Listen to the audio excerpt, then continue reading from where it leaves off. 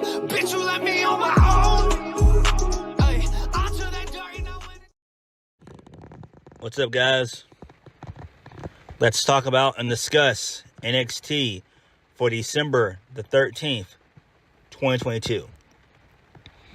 So, Mandy Rose has been released by WWE, and to me, it is what it is. You know, Mandy knew what she was doing, and she knew having an OnlyFans would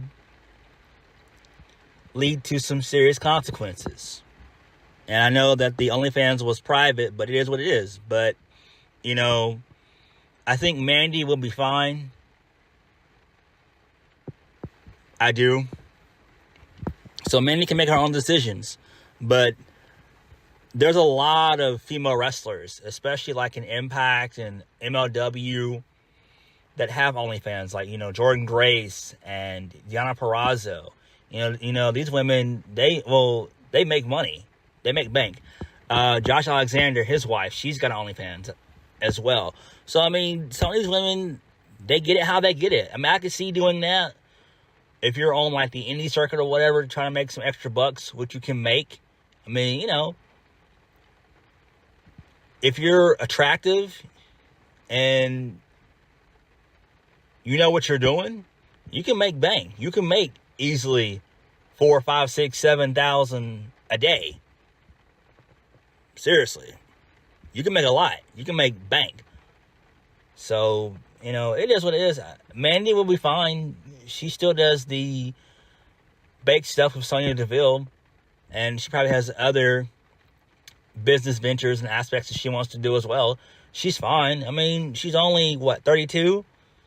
She's either 30 or 32. One of the two. I think she's 30, though. I think she's 30 even. But anyway, I mean, she'll be fine. You know, there's nothing to get upset about. There's nothing to bitch and complain about. I was just shocked that they actually released her.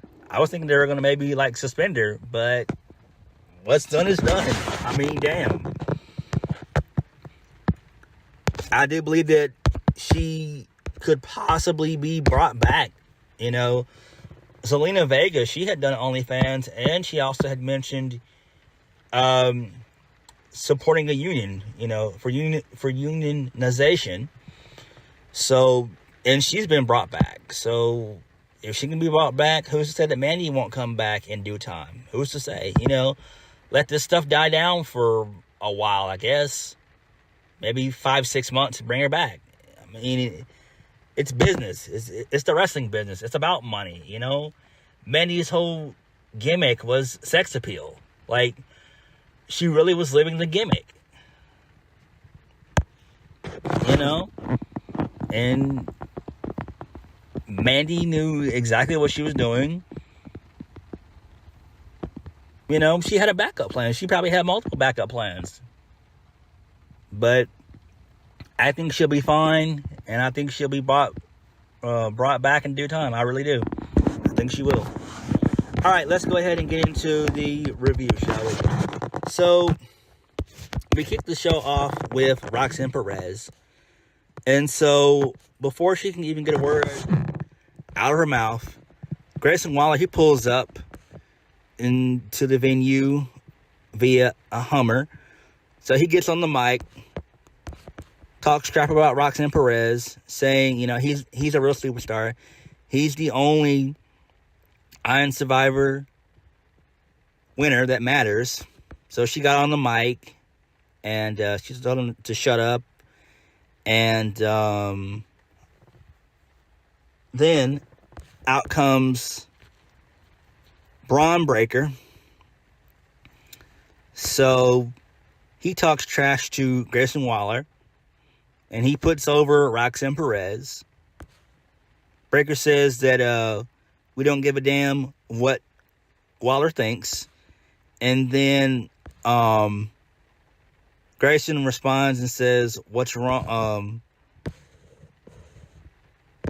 My bad. So Waller says wrong, and then he asked Breaker how his jaw was due to him getting that stunner from Deadline. And then out of nowhere, Grayson Waller gets on the mic also and says that he's going to take Braun's title from him at New Year's Evil, setting up that match. So they continue to jaw jack some more, and then Breaker chases him up into the audience, and we don't see him anymore for the rest of the night. And then Mandy Rose laid out Roxanne Perez with the NXT Women's title. So there's that. Moving on, JD McDonough. So he's backstage. He's talking to a trainer. And so JD learns that he's cleared. And he knows that his injuries... he knows all about his injuries. So he explains the diagnosis. And the trainer agrees. And he said, yep, you're right. So the Creed Brothers, they pop up. And JD pokes fun at Julius for getting injured, and Julius says he's been good to go. So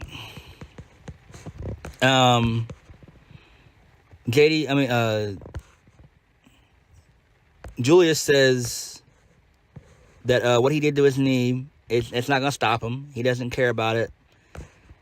So Brutus, he says that since JD tried to hurt him, he's gonna hurt him tonight. So they have some more words back and forth. And then there was that. So Roxanne Perez, we go back to her. So she's trying to pull herself up, and she calls. So Perez yells at Mandy, and she says, my bad. So Perez yells at Rose and asks if she thinks she's the baddest bitch in the game. So Perez doesn't want to wait until New Year's Evil to call her shot. So she wants it tonight. And so Rose accepts and she laughs. She says she'll get it. Okay, moving on. So Wesley, he's backstage. And he's attacked and jumped by Stacks. So they continue to brawl. And then that leads to a match. So Wesley, he defeats Stacks. Post-match, boring-ass Dominic Dijakovic, he comes out. And so he's about to take out Wesley, but Tony D beats him to the punch. And Tony says to Dijak that he just did his job for him. So Stacks and Tony D, they dip out. And so Dijak's looking like a clown. I can't stand this fucking three-way feud. I hate it. It's so stupid. Tony D'Angelo's awesome. I like him. Wesley, and Dijak can fuck off.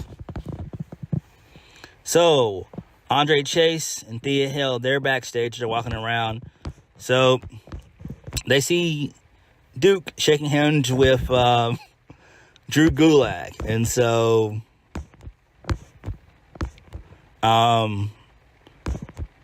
Andre says to Duke, hey, what the fuck is that, man?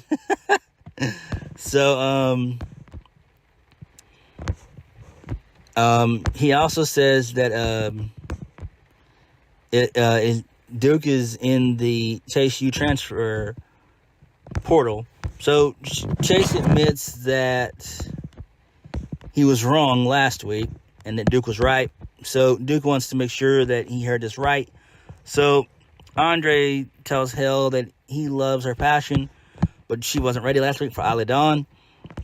Hell says she really tried, and Hell thanks Duke for caring and says he can't transfer. So Duke says he's not transferring. He has a lot to learn.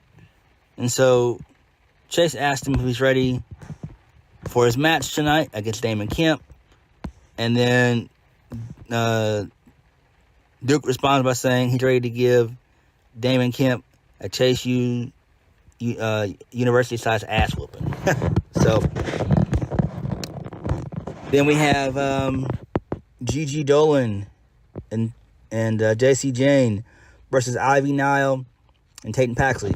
But AC Squared was on commentary.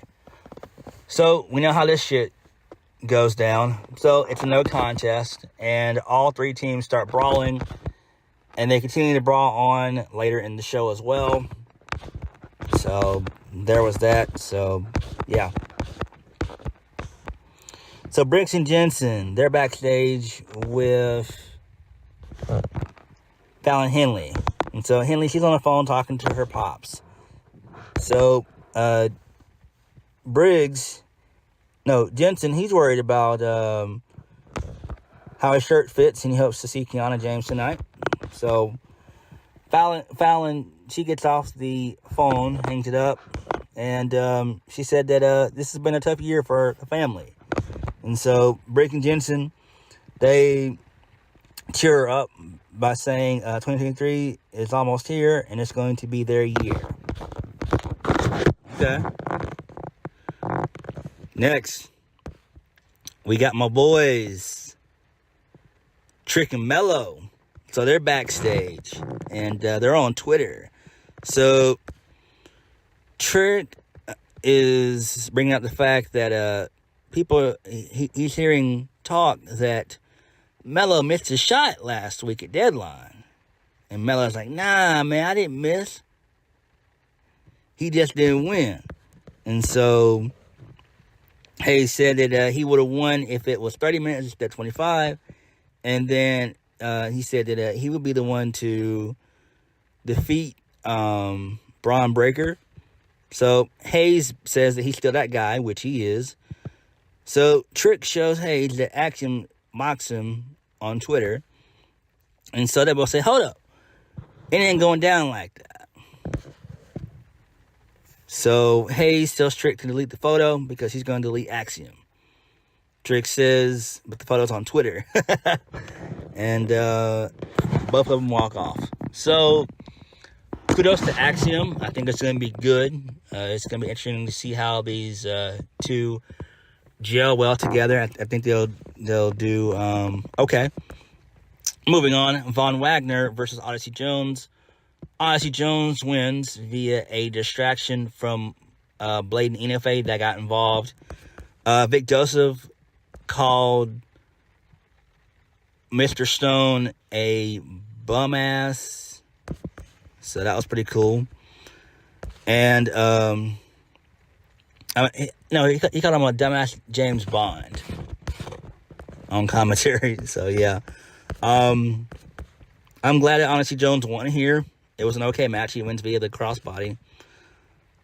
I'm trying to see what they're going to do more with Jones, Inoue, and Blade. We could have a new version of New Day, a more mature version of New Day, I would say. That's just me. So Mackenzie Mitchell, she's backstage with our boy, Javier Bernal, saying that he's one of a kind, and he's going to prove it to his fan base tonight when he beats Ike Manjiro. So Javi considers his name's first fan. He calls them Big Body Bandits, Big Body Ballers, and Big Body Bulldogs. So Mackenzie, she continues to insult Bernal, but he decides on calling his fans Big Body Believers. And so Bernal walks off. So Mackenzie says no one's believing in Bernal, and she hopes that Ike Manjiro beats Bernal, which he does. And I'm just like, what the fuck? Oh my god, no. We haven't seen Ike Manjiro in about 2 months, and he wins. Makes no sense. Post-match, Scripps gets involved. He does his little toupee suicida or whatever, and takes out Ike Manjiro. Like, okay, why the fuck are we doing this feud with Ike Manjiro? Like, Ike Manjiro ain't really the guy that you want to feud with if you're trying to get revenge on NXT or what have you. He ain't one of the guys that you want to go after. That's just me. Moving on. So we get an awful awful Wendy Chu segment. So Wendy Chu is disappointed that she didn't qualify for the Women's Iron Survivor Challenge, but she's glad that Cora Jade didn't win. And so she goes on about what has recently happened between she and Jade, and how Jade reminds her of a girl who embarrassed her when she was a teenager at her first sleepover. I'm like, what the fuck is Shawn Michaels doing, bro? Like, what are you doing? Like, what you writing? Like, this is some 5-year-old bullshit. Like, what? Like, she's an adult woman. Like, what the fuck, man? Come on, dog. You gotta do better than this, Shawn.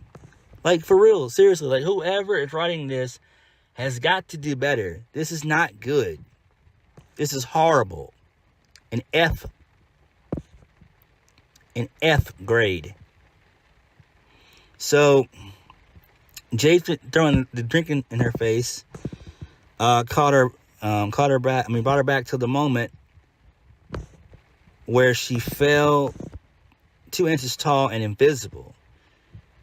She never ever wants to feel like that again. I'm like, what the hell? Like, we have got to do better, man. Y'all have got to do better. Shawn, man, you have got to do better with this shit, man. Seriously. So, the New Day, they're out.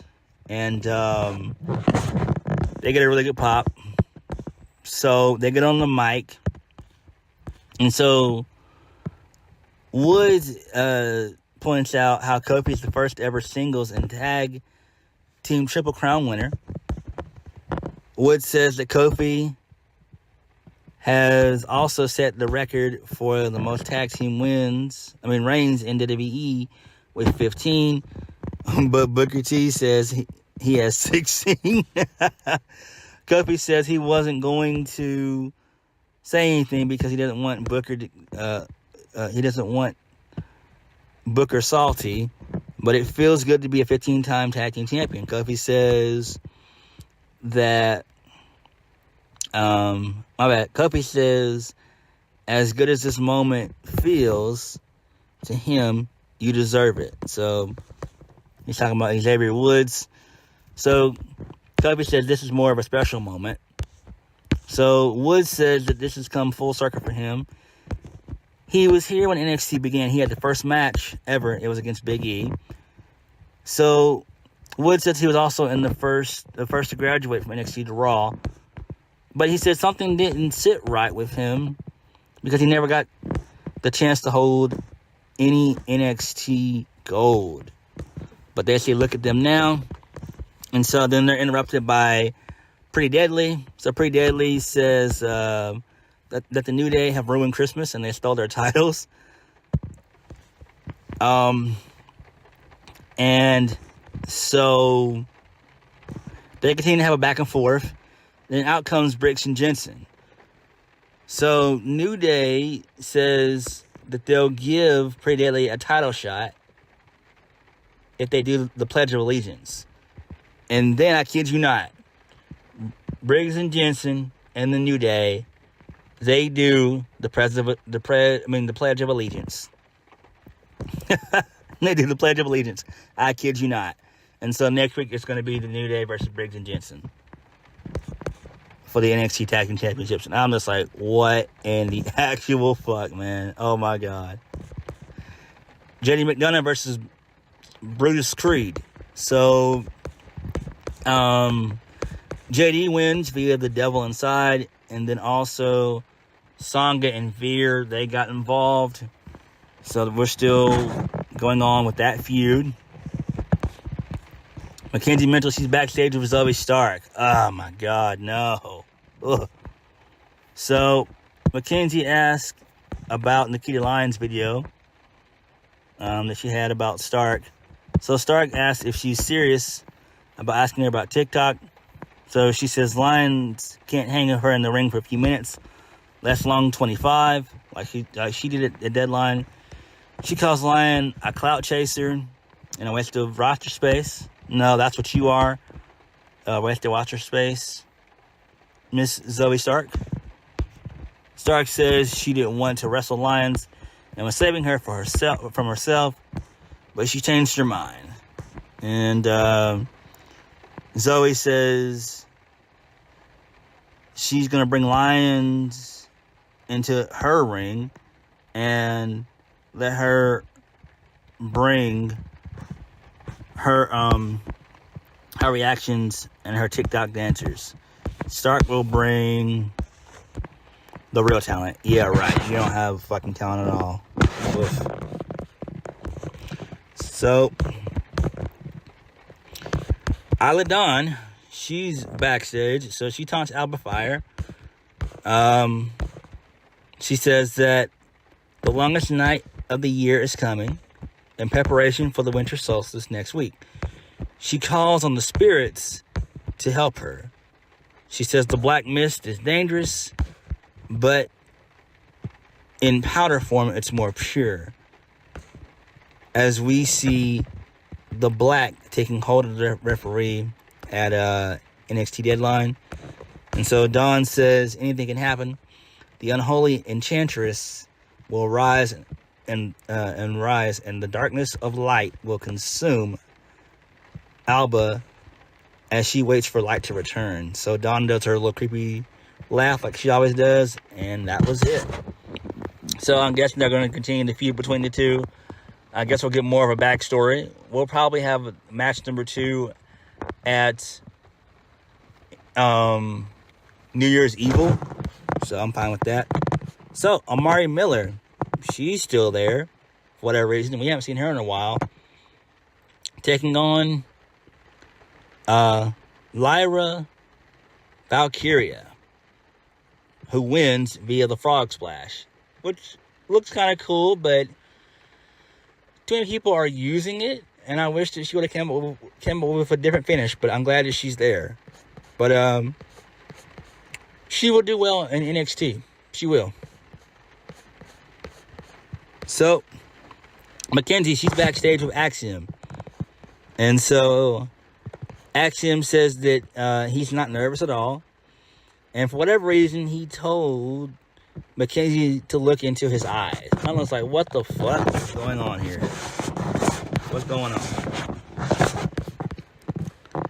So he's saying that next week he's going to beat Carmelo Hayes with a big smile on his face. I'm like, yeah, I'm sure you are. Yeah, right. Moving on. Duke Hudson versus Damon Kemp. So Duke Hudson wins. Briggs and Jensen. Well, no. So Kiana, she stops Jensen backstage, and so he's nervous. And she says he's walking around like a sad dog when he should be happy because he's got a title shot next week. So Jensen is worried about Fallon Henley. And James asks why and says he tells her about her problems with the Henley bar. So James calls for her assistant, who brings over an early Christmas present for Jensen. It's a shirt, so it actually does fit. And she says if he's going to become champion again, he needs to look like one. So he still mentions the financial troubles of Fallon's family, and he said he doesn't know how he can help. So Kiana says just focus on what he needs to focus on, and that's becoming champion. Everything else will work out. So that's pretty cool. Then we continue to go backstage, and there's another brawl that breaks out between Toxic Attraction, Ivy Nile, Tatum Paxley, and Casey Squared. So they continue to brawl, and then they're separated by a fist. And then next week it's going to be a triple threat for the NXT Women's Tag Team Championships. And then we have the main event, and I've already mentioned that, basically. So Roxanne Perez versus Mandy Rose for the NXT Women's title. Perez wins via Pop Rocks, And this was a decent match. This is one of Mandy Rose's best matches. But, she's no longer with the company. So it is what it is. I don't know what they're going to do with Toxic Attraction moving forward. I don't know. Maybe they might have to bring in Tiffany Stratton. Maybe at New Year's Evil. Well, they already are going to do it at New Year's Evil, but they might do it earlier. They might do it earlier. They might do it on the 3rd of January. So we could possibly see her a little bit earlier, which I'm fine with. But overall, this was a pretty solid episode of NXT. So let me know what you guys thought about the show. On that note, thank you guys for watching. Please hit the like button, comment down below, and subscribe to my videos. I'll catch you guys later. Peace. Everybody hides behind, trying to find a way.